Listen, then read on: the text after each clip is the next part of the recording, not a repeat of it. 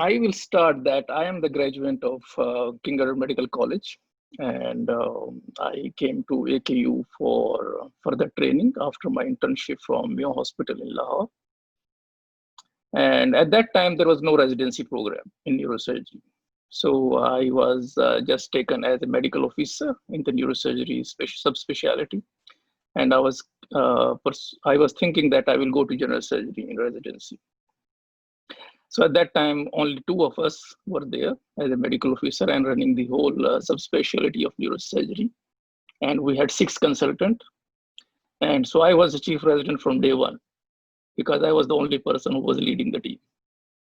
So after that, there are many things happened. And I was also involved in developing the neurosurgery program at that time because we were offered that we should go through recognition of our residency program properly. And it was a long time. After about 1 year, it takes that neurosurgery was recognized by College of Physician and Surgeon as a residency program. So I happened to be the first product of this program, being trained from this. After that, Dr. Atharinam actually also joined while I was there. And I was happy. I was very lucky to have got last year of my training with him as well, and it was a very good experience with him. And after that, I did my neurosurgery completed in 2004, and after that, I went to Middle East for a couple of years, and then I was ambitious to be trained as cerebrovascular neurosurgeon. And I wanted to become a neurointerventional neurosurgeon from year 3. So I was looking for this opportunity. So I went there, I applied, usually as everybody applies. So I apply USA, Canada, UK, and I got some responses. And the response was because this was a highly competitive subspecialty to be trained in cerebrovascular or neurointervention. So to getting in was not easy. So I was on a waiting period of 3 years. So I said, I cannot wait 3 years to get trained for my ambitions.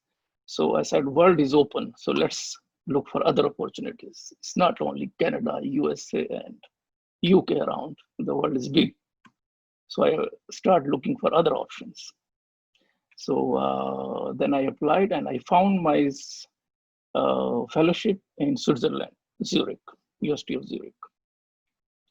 And there were, so I discussed with other, my senior teachers like Professor Rashid Juma. And he told me there is one neurosurgeon, she was an AKU graduate and she was working in Switzerland. So I was in touch with her, Dr. Nadia Khan. And I found out that she was also working as a neurosurgeon and she was working in vascular bypass because the center was famous for vascular neurosurgery. And Professor Yashir Gill was not only trained there, he became a professor there and he worked there for 30 years. And so I thought, okay, let's go there. So I ended up doing a neurointervention fellowship from there, and Professor Velavanis was the director of intervention there. So basically my training was neurointervention. So I was basically in the neuroradiology department because this was a huge department separate from neurosurgery. But I was in touch with the neurosurgery department and used to see their operations and all those things for observation. And there was, the key feature was also there that there was a very skilled lab, surgical skill lab there. And surgical skill lab was open 24/7. You can go, the rats are available, rabbits are available, you can go and do dissect. So I availed this opportunity as well for vascular neurosurgery there. And I think there are a couple of workshops that had also been done by the same team who was in Zurich in AKU as well.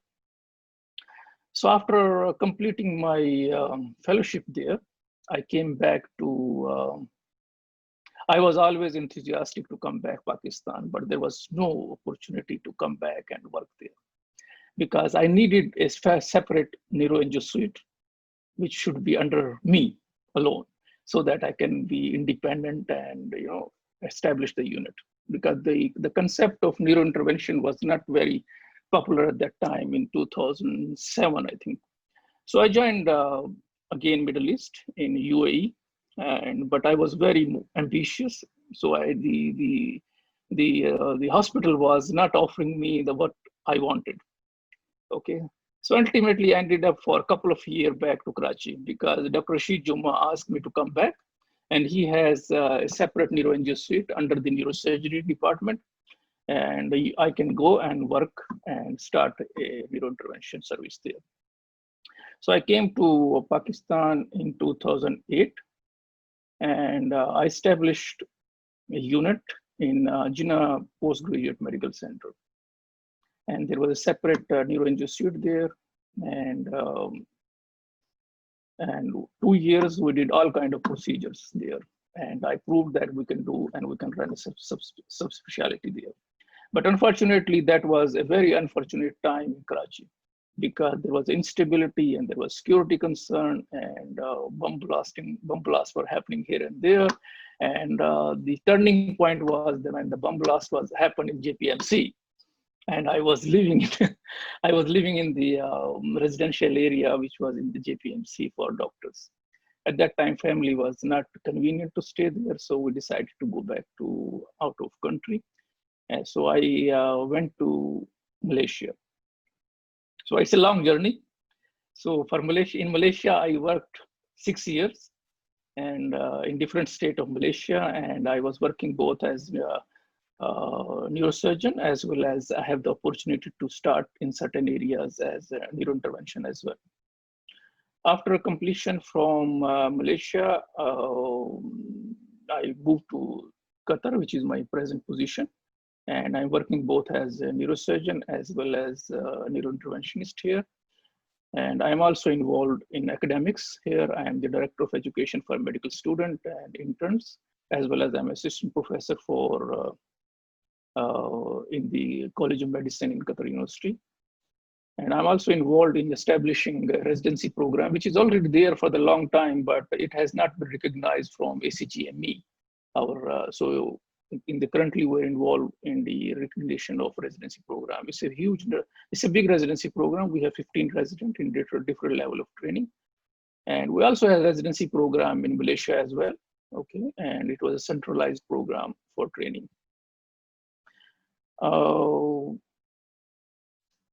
I think you have given me few topics to talk. I'm not as organized as Zubair is because he has made a presentation which is tackling all the points. Reason to your decision to train abroad, as I mentioned, that world does not end on USA and Canada and UK. There is a whole huge opportunities elsewhere as well, and we should explore those. So I'm not only got trained in Zurich, but also had the opportunity to go to China as well. So 3 months I worked in China, and there are very good opportunities in these centers as well. So we should not be restricting ourselves to whenever we are thinking. I know there is a reason is a linguistic barrier is not there because when you're interacting with the general population of patients, but believe me, you only take 3 months to get aware of the language there, and they give you a dedicated course to get familiarized with the local language, and you can learn it and get familiar with the language. So this is not a barrier. Ups and downs of the decision. Yeah, decision, this is a good question actually.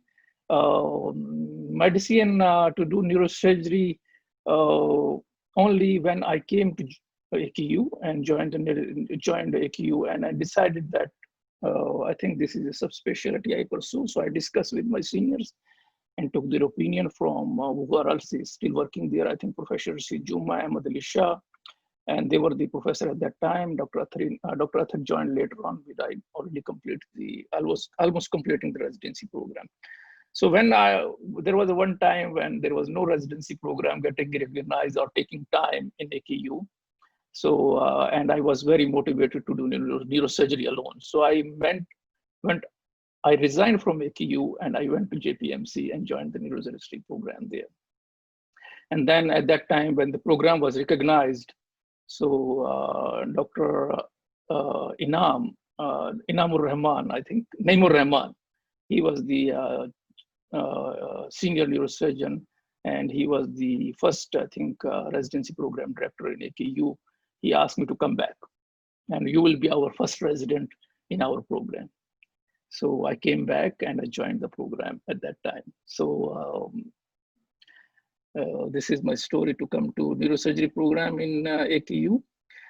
AKU is a institute, I think, it's an institute which polish you a lot. Okay, there's a lot of opportunity. There is an environment there. So even if you are not up to that level, the environment polish you. Okay, and you come to that level because you cannot be underperformer there. You have to perform. Okay, so it polishes your abilities and it polishes your all these. So I published a lot of paper at that time when before I completed my residency, I had almost about 20 publications. So this was all because there was an environment there, and the residency program has a lot of changes. When Dr. Tharinam came to the institution, he is a very good researcher, and he guided us how to do research, how to make publications, and all those things. Life as a neurosurgeon, Dr. Zubair has mentioned his stories. I have a lot of stories, but of course cannot cover during this time. I got married in year 3. This was the time when I was not actually planning to get married. I was thinking, as everybody thinks, that I should complete my training, then I should get married. But then one of my senior teacher, he told me that keep your professional life separate from your personal life. Okay, these targets should be separate. So I said, okay, let's. So I decided, and then it was. I'm having almost. I have alhamdulillah 4 kids, and sorry, 3 kids. I have 2 children and 1 daughter, and so family was all along with me, and it was so this career of neurosurgery should not stop you from your personal ambitions and personal aims. You should keep your family life, your personal life separate from your professional life. Although some people cannot separate these things. As I mentioned that I have, when I was now almost 20 years out of the country, so I have worked in different setups and different neurosurgical hospitals. The confidence given to me by the Parent Institute, then I realized that my training, because when you compare yourself with the trainees elsewhere, then you realize how well you are trained. Okay, and I feel that the training given at AKU was sufficient enough to practice anywhere in the setup, anywhere in the world, okay, wherever you go. So as far as the neurosurgery program in AKU concerned, I think as Dr. Shahzad said, this is one of the best in the country, and not only in the country, because I'm the one who is going out as well. So I compare it with other residents myself. You are best, you are comparable. So don't underestimate that you are getting trained in Pakistan and you are not getting enough opportunities to operate or enough opportunity to get a high standard of training. You have everything and you can compete anywhere, and you have the only thing is, you have maybe not have the stamp which you're probably looking for. The last, I think you mentioned that qualities and work experience program director value in neurosurgery applicants. I think there is one publication on the characteristic of neurosurgeon. I think it was published in 10 years ago or 15 years ago, that what are the characteristics of being a neurosurgeon. And this publication was that one of the medical student, he interviewed the well-known neurosurgeon, and then he collected about 10 or 15 characteristics of these who can become a successful neurosurgeon. And although there was no much conclusion, everybody has those characteristics. But the one thing which Zubair also mentioned, that you should enjoy what you do. Okay, so you should not feel the burden or stress that you are working for 6 hours or 7 hours or something like this. If you enjoy it, you will not feel the time will pass. Okay. I still remember one of my colleagues, I don't want to mention his name. He was post call, and so after a whole call, I was the chief resident, so I have to distribute in the morning. So I distributed. I said, okay, you go to operating room. He said, I'm post call. I said, it doesn't matter. Okay, so he went to operating room and got scrubbed for another 4 to 6 hours case, 4 to 6 hour long case. And so during most of the time, neurosurgical procedure are under microscope. And though if you are not interested, there is much interest under the microscope when you're sleepy as well. So you're hitting the microscope, optical, area all the time. And then this guy actually was not only hit the optical, he also slept and fell down on the floor post call. Okay. And then he went out and get scrubbed again and get started the procedure again. Okay. So these things happens during part of your training, and you remember that there are ups and downs during your training. You get there was a time when I was post call, and 4 p.m. my consultant asked me, "Do you want to do this microdissectomy?" I said, "Well, yes, why not?" So inside me, I know what I am actually answering to. So I was having a back pain. So I took actually in the recovery room of AKU, I asked the nurse that I need a diclofenac injection because I have to go and operate because I cannot stand. Okay. And so she gave me an injection, and I went and I operated the microdissectomy at 5 p.m. and it finished about 7 p.m. So almost I was awake for 36 hours. Okay. So these are, when you enjoy your work, actually, you don't feel all this thing. Ultimately, you're looking for something which is your ambitions. I think, thank you very much. I finish here. Thank you very much, Dr. Arshad Ali. That was a very insightful address, and we can definitely learn a lot from the stories that you've shared with us.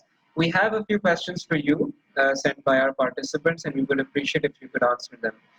So, although you did touch on language barriers in your address, we would require a little bit more elaboration in that regard, because at least this is the general perception amongst Pakistani medical students that non-English speaking countries at times place language proficiency as a prerequisite to applying to their medical programs. So do you think that's the case, or do you feel language is an insignificant barrier? What I say is that language is not a significant barrier. Okay, because you can have, usually these countries offer you, especially when I was in Zurich, they give you a 3 months language course in German, and you become proficient because everybody's speaking German. Okay, so, and you go out in the market, so you're very fast. In a short time, you get to learn those languages. And these countries also does not have those barrier of ethnicity as well, because sometimes in certain countries, like in Malaysia, the foreign doctors are considered more, qualified or more attractive and more, so they get to be interactive with the local population. I lived in Malaysia for 6 years, and I know how to speak Malay, and so it was not a difficult language to learn. Similarly, German, I am not fluent, but at least I could read it and I could understand it. Okay, so language is not insignificant barrier. Okay, so if you actually time is very important. So competition in those countries is very hard. Okay, it's not easy to get in there, especially when you are from this part of the world. So I would say that you should always explore opportunities. Okay, there are a lot of Middle East countries, neurosurgeon, they got trained in Germany actually. And Germany is a very big, they have very good program of neurosurgery, and they have very renowned neurosurgeon there. And the training the people who got trained there and come back, they are very expert neurosurgeons. So this is not, language is not a barrier, in my opinion, because this is a very small step to pass on. Thank So you, Dr. Germany is Arshad. also a very good opportunity. France is an opportunity. Switzerland is an opportunity. China is coming up, because we people feel made in China is not a good thing, but let me tell you, they have very good labs for training. They have very good, they have a huge number of patient and volume, and quality of training is very good. The only barrier is, you think that, okay, the language, but language is not significant barrier. Thank you for that elaboration, Dr. Arshad. The second question we have, and you did briefly touch on this as well, but the question is, how are the current job markets like in the European Union nations and in the Middle East for international medical graduates? Are there many opportunities up for grabs, or is there stiff competition? Let me tell you, because of something has happening in UK NHS, there are a lot of doctors and neurosurgeon and specialists. They are coming to Middle East. Middle East is a very good market. We have not only we have the incentives, but there is also training programs now there. So you can not only fulfill your ambitions of profession to get as incentive, but also you can have your professional ambition to be fulfilled. There is a training program, there is a research opportunities and everything. I'm in Qatar. They have there is a good residency program. I'm involved in training. I have the publications which are being published here. There is a lab here, which the residents are getting trained. There is a simulation lab there. Okay. As far as job opportunity is concerned, I think for people who got trained in Pakistan now, I think the FCPS is recognized here as a consultant. So you can apply for a consultant post here, and you are at par with other. Okay. Over a period of time, once you prove your worth and you have your publication and research, of course, you go in the same structure of promotion as the others are. Thank you very much, Dr. Arshad. And the final question that participants would like you to answer is, out of all the countries that you have practiced, which do you like most? From your experience, which did you like most to practice neurosurgery in, and why? This is a tough one. Because there are many pros and cons of every country, and so you have to see, because there are professional opportunities somewhere. There are you like the environment somewhere. You like the working there. Sometimes you like the incentive. Of course, this is part of your life as well. So there are different things. But let me tell you, I think if as far as for yourself is concerned, I would say that the professional opportunities are everywhere. It depends how you pursue them. Okay. But also the practice of medicine in different countries is different. So practicing in Malaysia was different, UAE is different, Qatar is different, Pakistan is different, Switzerland is different. Okay. I would say that the best country I would like to practice is Malaysia, actually. Okay, the population there is actually very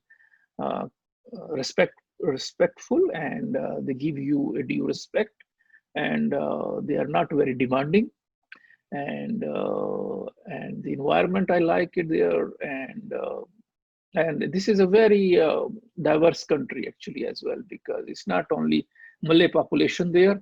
There is a Chinese population there, and there is an Indian population in Pakistan. So it's a diverse country as well. So thank you so much, Dr. Arshad.